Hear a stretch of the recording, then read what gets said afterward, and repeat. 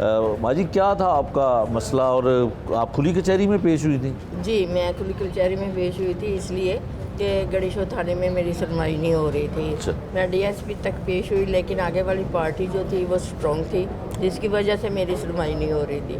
फिर मुझे किसी ने यहाँ में इनका डीआईजी साहब की खुली कचहरी का बताया, यहाँ पे मैं पेश हुई, इन्होंने ऑर्डर किए, उसके बाद फिर हमारी एफआईआर हुई। क्योंकि मेरे घर में बगैर सर्च वारंट के, बगैर लेडीज़ पुलिस के मेरे घर में पुलिस घुसी, जिनके पास कोई चीज़ नहीं थी ऐसी कि वो मेरे घर में रेड करते। ठीक है। इसके बावजूद मेरा बेटियों वाला घर था, उन्होंने मेरी चादर दीवारी का तहफ़्फ़ुज़ पामाल किया, लेकिन पुलिस वाले गणेशो थाने वाले मेरी कोई सुनवाई नहीं कर रहे थे। और अल्लाह पाक इनको ज़िंदगी तंदुरुस्ती दे कि इनकी वजह से मेरी सुनवाई हुई, और अल्लाह का शुक्र है कि वो एफआईआर दर्ज हुई और उस पर अब कार्रवाई भी हो रही है। अब आप जब आई हैं तो शुक्रिया अदा करने के लिए आई हैं? जी बिल्कुल, मैं इनका शुक्रिया ही अदा करने के लिए आई हूँ कि अल्लाह पाक इनको ज़िंदगी तंदुरुस्ती दे और मज़ीद तरक्कियाँ दे अल्लाह पाक। ये हम जैसे गरीब लोगों की सुनते हैं। आज की खुली कचहरी में हमने सबसे जो मुख्तलिफ बात देखी थी वो ये थी कि पहली 2 लाइन्स जो थी वो ख़वातीन की थी। डीआईजी ऑपरेशन जब खुली कचहरी में मौजूद थे तो ख़वातीन 2 लाइन्स में मौजूद थी, और उन्होंने जो उनको शिकायत थी, जहाँ उनका जो मसला हल नहीं हो रहा था, और उसमें ज़्यादा तादाद ख़वातीन की 8-10 लोग जिनके मसले हल हुए हैं ये हमारे साथ हैं। उसमें भी ख़वातीन की तादाद जो है वो देख सकते हैं कि चलें, पुलिस अगर ख़वातीन हो या मर्द हो उनकी शिकायत का हल कर रही है तो फिर इसको यकीनन तसलसल के साथ इस मामले को चलते रहना चाहिए। और अब मज़ीद इसके बारे में लोग क्या कहते हैं ये भी हम आपको सुनवाते हैं। आपका भी कोई मसला था? आपकी बेटी है, ये पीछे दीजिएगा भाई को। भाई आप बताइएगा कि आपका क्या मसला था और क्या? सर हमारा ये मसला था, एक खातून है, वो मेरी रिश्ते में सिस्टर बनी हुई है। तो तकरीबन 3 मार्च को ना उनके साथ एक वक़्वा होता है, वो एक रक्शे वाला होता है, उसके साथ पिक एंड ड्रॉप लेती हैं।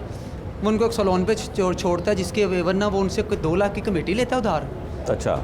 और उनकी कोई दीगर चीज़ें लगाता है, उनके ऊपर थप्पड़ कर मारता है, तशद्दुद करता है। वो जो खातून है वो जो सा उनके सर पे शोर नहीं, 3 बेटी हैं।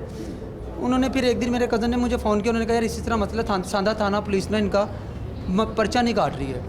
1 महीने से वो खातून बेचारी जो उनसे ना बहुत ज़्यादा जलील हो रही थी। 1 माह से पर्चा नहीं हो रहा था? 1 माह से पर्चा नहीं हो रहा था। एक जगह पर गई है, कोई कहता 20,000 दे दो आपका काम हो जाएगा, कोई कहता 15,000 दे दो, यानी कि सब ने अपनी अपनी ना थानों में रेट लिस्टें बनाई हुई हैं। अच्छा। तो फिर ये आपने डीआई साहब को बताया कि रेट लिस्ट चल रही थी वहाँ? जी बताया मैंने, तो साहब ने कहा मैं इस बात पे भी देखूंगा कौन बना रहा है रेट लिस्ट। मैं कहा सर कोई कहता है 10,000 दे दें आपका सारा काम हो जाएगा, कोई कहता है 20,000 दे दें आपका काम हो जाएगा। मुलजम को वो पकड़ के लेके आता है, पैसे लेके उसको छोड़ देता है। फिर वो कहता है आपका ये वक़्वा नहीं है, काने थाने का है। तो फिर जनाब हम एक एप्लीकेशन छोटी सी लिखवा के पेश हुए, तो जनाब ने SHO काना को फ़ोन किया, और उसके तकरीबन कोई कुछ घंटे बाद हम जब वहाँ पर पेश होते हैं तो वो सर जी मैडम, उन लोगों ने हमारी बहुत इज़्ज़त की। तो उसके बाद उन्होंने हमारा काम किया। फिर उन्होंने हमें सोमवार का टाइम दिया।